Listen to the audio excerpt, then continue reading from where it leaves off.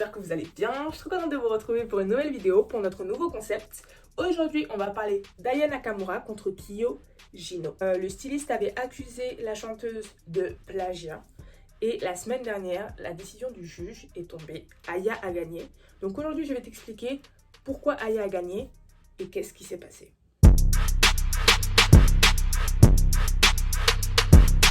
L'histoire commence un 10 avril 2019. On dirait le début d'un trait d'horreur. Donc ça commence le 10 avril 2019. Donc Kyo Jino était chez lui, posé devant la télé.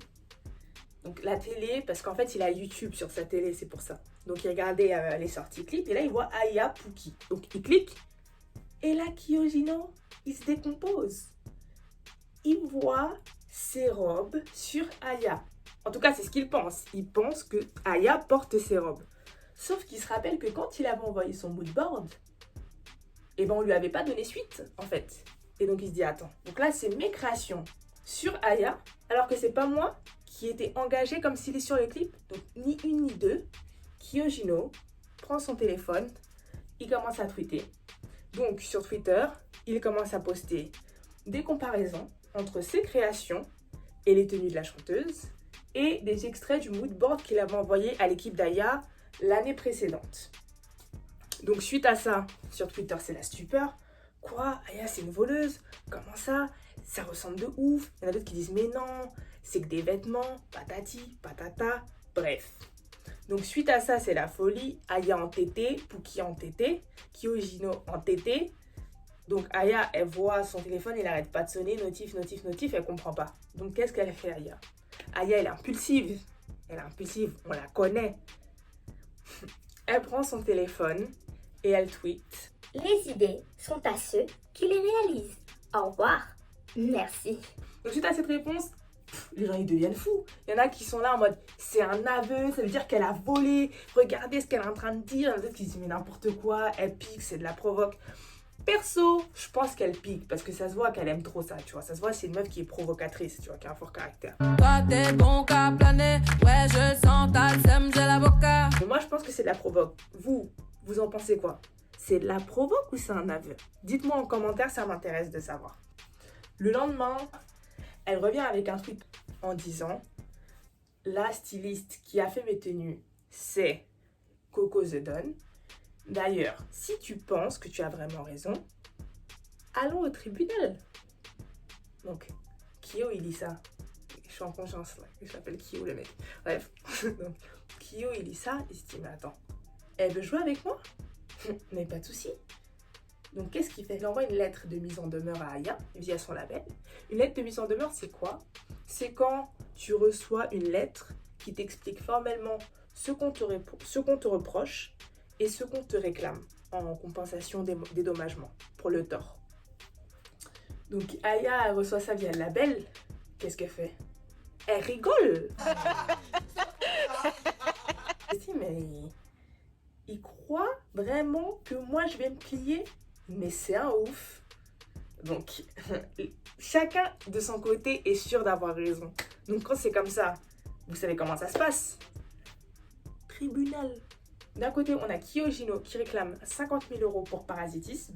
Le parasitisme, c'est quand tu accuses un concurrent de profiter des bienfaits de tes créations à ta place. Donc, il réclame ça pour le préjudice moral et financier qui lui a été fait par la chanteuse. Et de son côté, Aya Nakamura, elle réclame 100 000 € pour atteinte à son image et sa réputation. Et la semaine dernière, la décision du juge est tombée. Le juge a décidé de débouter le styliste. Ça veut dire qu'il a rejeté la demande du styliste. Et pire que ça, ou mieux que ça, question de point de vue, il a demandé au styliste de dédommager Aya de 8 000 €, 5 000 € pour atteinte à son image et sa réputation, et 3 000 € pour ses frais de justice. Kyo Jino était comme un ouf, il n'a pas compris. Dépité le mec, vous imaginez?